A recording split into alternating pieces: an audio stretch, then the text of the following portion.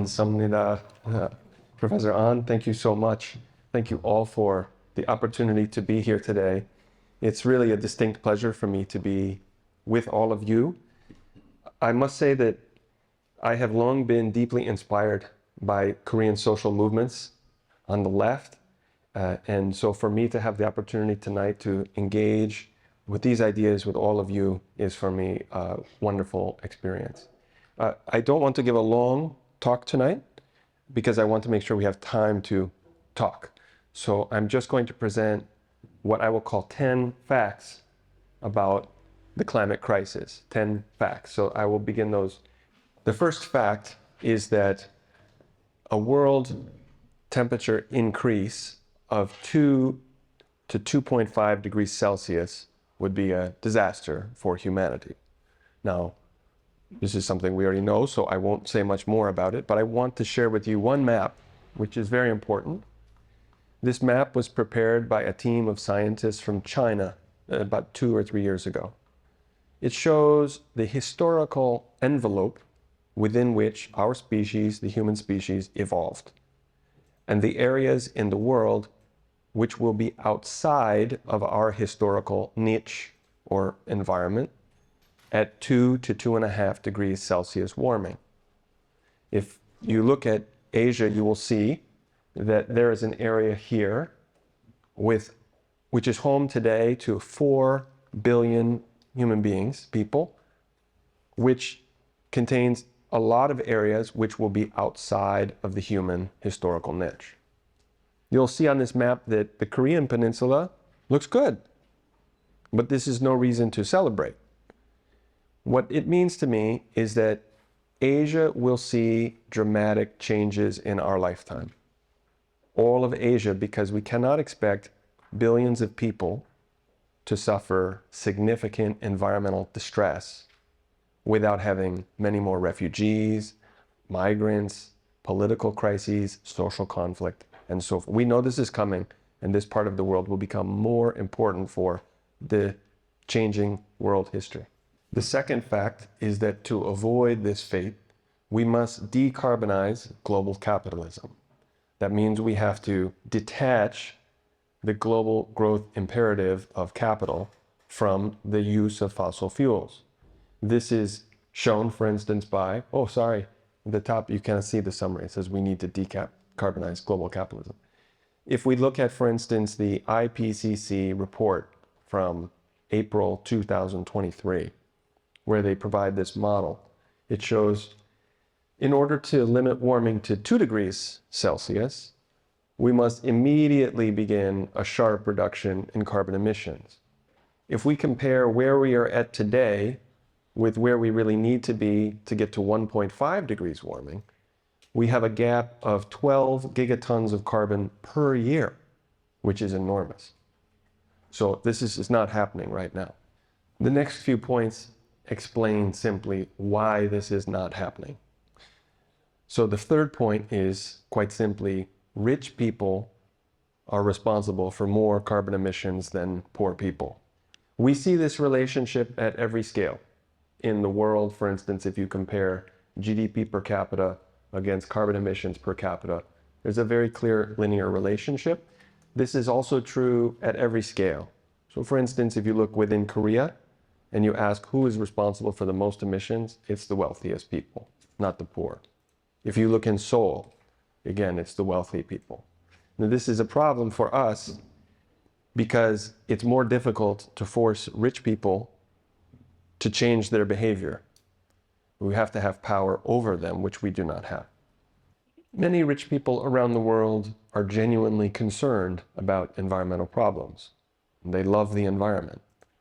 However, if we look at recent changes in carbon emissions, we note that by far the biggest increase of carbon emissions is among the very rich of the world.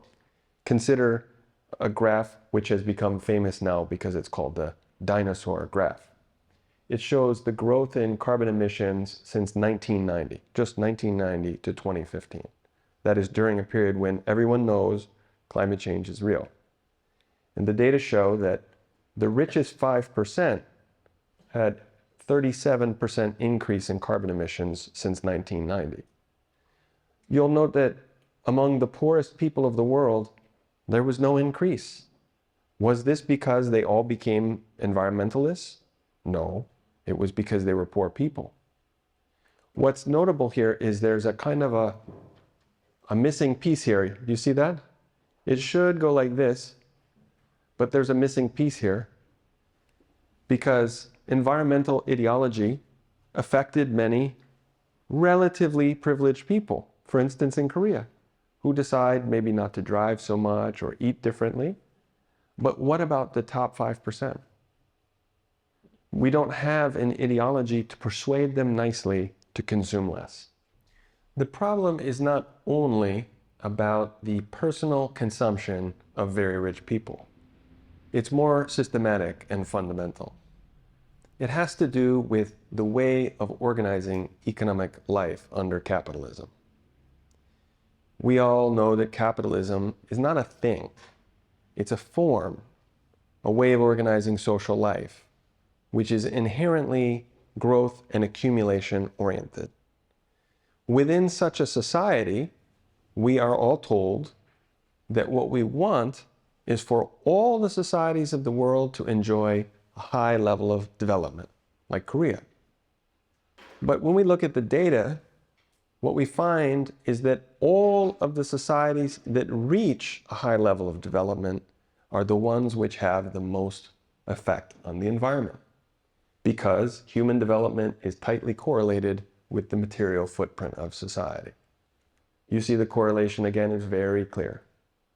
The size of the circle here shows the size of society. Here's India, here's China, here's USA. I suspect Korea might be around here. Very high level of human development, but notice its material throughput is, for instance, higher than India or China, as you know. What we want to believe is that if we have a good leadership, we will bring all the countries of the world to have high human development, but low material and energetic footprint. But no one lives here. There are no capitalist societies in the world in the green rectangle. And it's an illusion to think everyone will get there under capitalism. Many people hope that we can overcome these problems by changing the source of power, by building more solar and wind, even nuclear sources of power. But simply increasing the amount of non-fossil energy does not actually solve the problem at all. In fact, the world has seen a very big increase in non-fossil energy since the 1970s. There used to be very little capacity to produce non-fossil energy. It's tripled or quadrupled. The problem is simply creating more energy, all things being equal, drives the price of energy down, which leads people to use more of the old fossil energy because it's cheaper. A well-known paradox called Jevons paradox from the 19th century. The one thing we must do is prevent fossil fuels from being burned. But who controls the fossil fuels in the world? There are two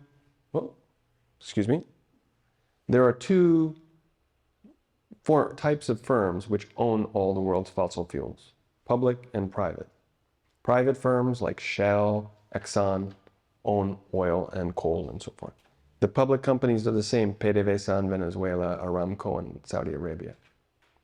For us to stop them from burning their fuel, we must have power to prevent them from doing so. But today, the climate justice movement is too small and too weak to stop them.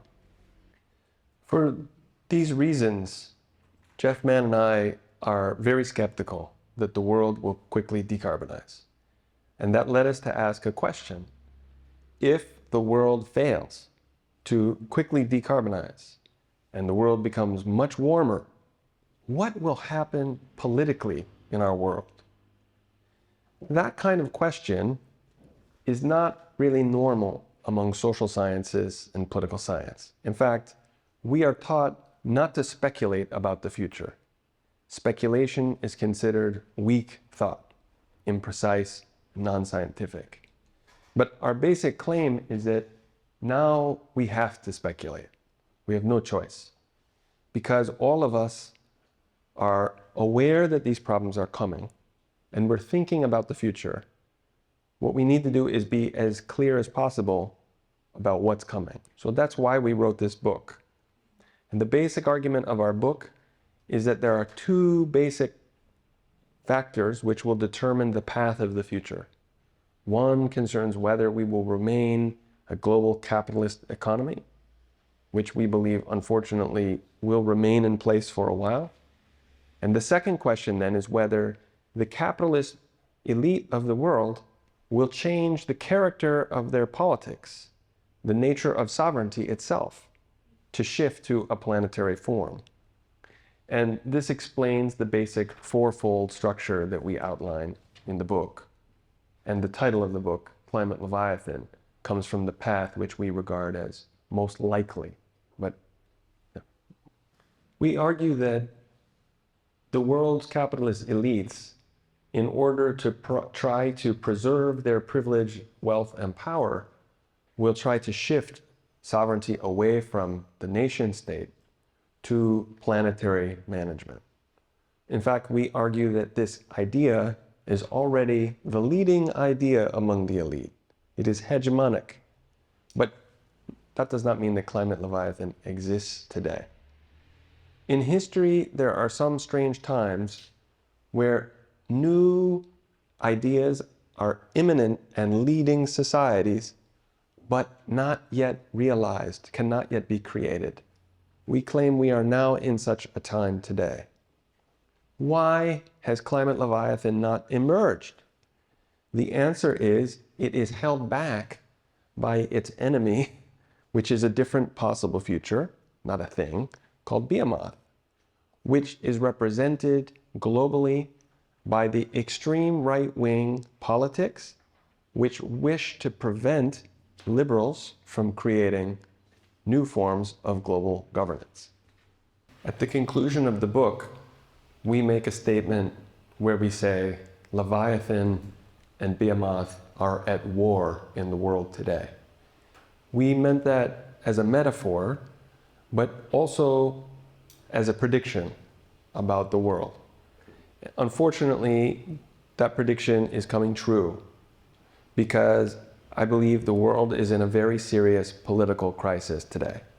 Now, when I say the world is in political crisis, that is not a scientific statement. So I want to try to take a moment to explain what I mean. I mean four things, and I'll go through all four and then you can. The first, so I see four symptoms of political crisis in the world, all over, including in Korea, but elsewhere. First symptom is that we see the decline of the old liberal parties and the rise of new forms of extreme right-wing politics. Some people call this populism. I don't like that word because it's extremely vague, but you know what I mean. The extreme right-wing forms of racist, nationalist, sexist, neoliberalist, authoritarianism, etc. This crisis of liberalism is not an accident. It is a symptom of a more general political crisis. That's the first point. The second point refers back to the thought of the Italian philosopher Niccolò Machiavelli, who you may know taught that politics is about the balancing of consent and coercion. Almost everywhere in the world today, we see increasing state investment in coercion. State, police, military, and surveillance. That is a symptom of the weakening of consent and the desire by the states which are controlled by elites to use coercion. Third point comes from a Greek philosopher named Nikos Poulantzas, who made an observation about capitalist states and their hegemony. He said, you are in a political crisis when the different elite groups cannot agree on how to disagree about accumulation, strategy, or hegemony. So the third point is that we find around the world declining intra-elite agreement over how to resolve their differences. Just one example, there are many examples we could point to, but one famous example, in the last election in the USA, obviously, Biden defeated Trump. But Trump said, I refuse to accept the results, and his party is now following him. And many liberals in the United States are very confused. How can he refuse to accept the election? But the answer is, in the sense of Nikos Poulantzas, you are now in political crisis. The fourth symptom of political crisis is war. And the world today is seeing, again, an increase in the number of wars. Obviously, the Russian invasion of Ukraine is an important example.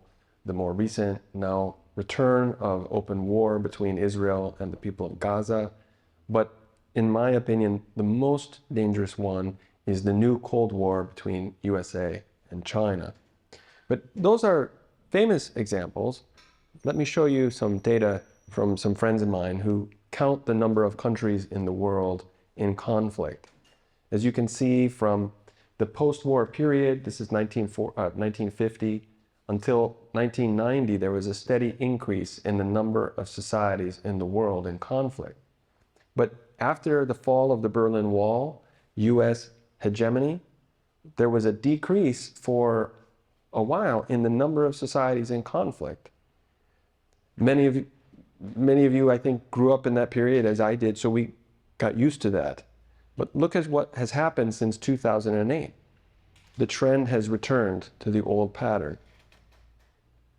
Some people therefore believe that conflict will prevent climate leviathan from emerging. In other words, Behemoth will win. But I don't agree. Even the period of conflict we're entering into, I believe, will result eventually in Leviathan changing our world. Let me just give one example, explanation of why I believe so. The concept refers to solar geoengineering. Is this familiar to people here? Mm-hmm. Have you seen solar geoengineering, this term before? Solar geoengineering is familiar? Yeah. Okay. So in the United States, in China, and a few other societies, this idea is becoming more prominent. Basically, elites are saying to themselves, we're not going to have decarbonization of capitalism. We're not going to have socialism. We will increase carbon emissions, but to compensate, we will put particles between the Earth and the sun to block the sun's rays. Whoever decides to try this crazy idea will be creating a new type of sovereign in the world, a planetary sovereign who will be acting on behalf of the people of the world. And it will not be a democratic decision. It is difficult to know what will come. There are many factors in play, but one which is very important is the relationship between the United States and China. Today they are in a growing conflict, which could turn into a war, which would be a disaster for all of us. One of the biggest questions which I have is what will happen in the future with China. We know that China's influence in the world is increasing. Oh, did I lose my slide? There we are. I am a Marxist, and Marxists, as you know, believe that hegemony follows economic factors. Not only that, but that's important. And one of the biggest changes in our lifetime is China has now, look, this is just since 2004, China accounted for 8% of value added in industry in the world, and today it's over 30. More than the United States and Europe combined. So China is going to become the center of global capitalism for the future. It's very difficult to predict how leadership in China will respond to these challenges. It's difficult to say almost anything about it today because it's so difficult to understand what's happening in China. But it's important to acknowledge this because the issues we're discussing are not only about US-China geopolitics, but also domestic politics inside China. The challenges we face today are not only about economics, ecology, and politics. Most fundamentally, we are in a crisis of imagination. We have to have ideas to lead people to a different world. We desperately need new, critical, creative ways of thinking so that we can dream together of reorganizing the world. So it's a great privilege for me to have this opportunity to talk with you. Thank you very much for this opportunity. 감사합니다. That's all. 안녕하세요. 경기연구원의 한진희입니다. 먼저 이렇게 조혜 교수님이 직접 책에 대해서 그리고 10가지 팩트에 대해서 설명해 주신 기회를 직접 듣게 돼서 매우 좋은 시간이었습니다.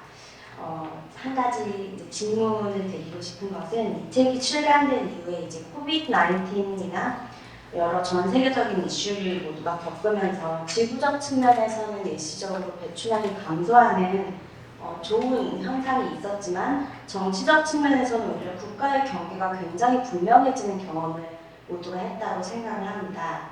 이 밖에도 말씀하셨지만 이제 러시아 우크라이나 전쟁이라든지 이스라엘 팔레스타인 분쟁 등이 진행 중인데 이러한 전 지구적 사건들 이후에 기후 X에 대한 조금 더 구체적인 그림이 있을지 장소 기반의 저항, 블록화대화가 기후 X의 한 형태의 대안으로 제시될 수 있을지 궁금합니다.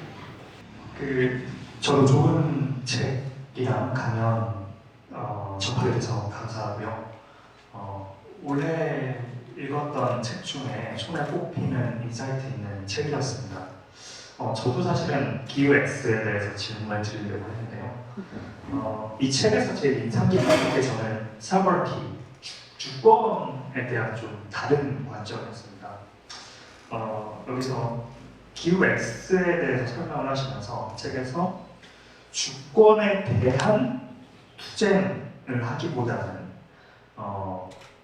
사회나 자연과 상호작용으로 관계를 맺으면서 책임질 권리를 요구하는 방향이 올바른 방향이다 이런 말씀을 해주셨는데 이렇게 좀 더 땅이나 어떤 환경, 사회에 대해서 우리가 책임질 권리라는 게 되게 좀 생소한 개념이어서 좀 다른 주권에 대한 관점과 책임질 권리에 대해서 좀 더 설명해 주시면 감사하겠습니다. Thank you both for your comments. First, observation. I've had the chance now to speak about the book in many places. Generally speaking, here's a generalization. When older people respond to the book, they want to talk about climate leviathan and Behemoth. So we have discussions about that. When I talk to younger activists, climate X. Oh, interesting. So this fits the pattern. So, serious point about that is that one of the interesting things about climate politics everywhere is it presents itself to us as generational conflict. Because young people look at the older generation and they get very frustrated because older generations responsible for so much emission and many of them do not even believe it's a problem. Whereas the young people look at the future and they feel the future is terrible. And the problem is we have difficulties with generational conflict inside social movements. We're not very good at managing generational conflict in social movements. Both of the comments were very nice, but they make a criticism. So let me put it directly. I think I'm hearing them say, we were not clear enough about climate X. And that is true. I admit it. And Jeff and I are aware that this is kind of a weak part of the book. So let me try to clarify a few things. To put it formulaically, climate X is a future which on one hand has changed global capitalism into something else. Let's call it socialism just for a name. While at the same time preventing a shift to planetary sovereignty. But what does that mean practically today for us who want to act practically in political life. Let me take each of the two parts, first capitalism and then sovereignty. I said earlier that the most important thing we must do to stop climate change is stop burning fossil fuels. So some people think the best way to do that is to seize all of the fossil fuels of the world. This is an old Leninist idea, seize the means of production. I have to tell you, I'm very skeptical about this. I don't know how, for instance, we can go take the oil from Saudi Arabia. But there's another way, which is the idea of strike and boycott. Strike means stop selling labor power. So when workers go on strike, they say, I will not sell my labor power commodity. Boycott means consumers refuse to buy a commodity. If you have big strikes, like general strikes, and large boycotts, then you can change society. As we saw, for instance, in Korean history during great moments in the struggle for democracy in this society, right? So it's the same principle. We could change economic life everywhere through strike and boycott. You will all remember a few years ago when Greta Thunberg refused to go to school, and it quickly became a global movement. Why was that so powerful? Because Greta was asking a simple question. Why should I go to school if the world is being destroyed? Simple question, very powerful, because what it meant is this life is an illusion. We tell everyday children, go to school, study, prepare for the future. But what if there's no future because the planet is destroyed? So what did she do? Did she get a gun and shoot someone? No. Did she join the Communist Party and try and seize the state? No. She said, I will not do anything. I will go to the civic square and refuse school action. The idea, the insight there is intuitive. Strike and boycott. Refuse to go along with the lie. And it was very intuitive, and young people picked up on this. What if we expanded this idea more generally to life everywhere, and we simply refuse to continue to participate in a system that's destroying us? So I tried to give a short answer to the question of resistance to capitalism and climate X, but the sovereignty question is very complex. So I'll just be very short, which is that on one hand, we need a global movement to prevent planetary sovereignty from coming into existence before it happens. So for instance, if we oppose geoengineering the planet, we need a movement to stop that before it can happen. That's difficult, but we must do it. But on the other hand, what about US and China? We cannot avoid that question. So that means we need a movement to prevent war from US and China, also to prevent either one of those hegemons from using climate change to extend their empire into the future, especially USA. So I think we in the USA have a special responsibility on that question. So most of my work at home is on that point. I'm sorry, I cannot answer counter-sovereignty question, no.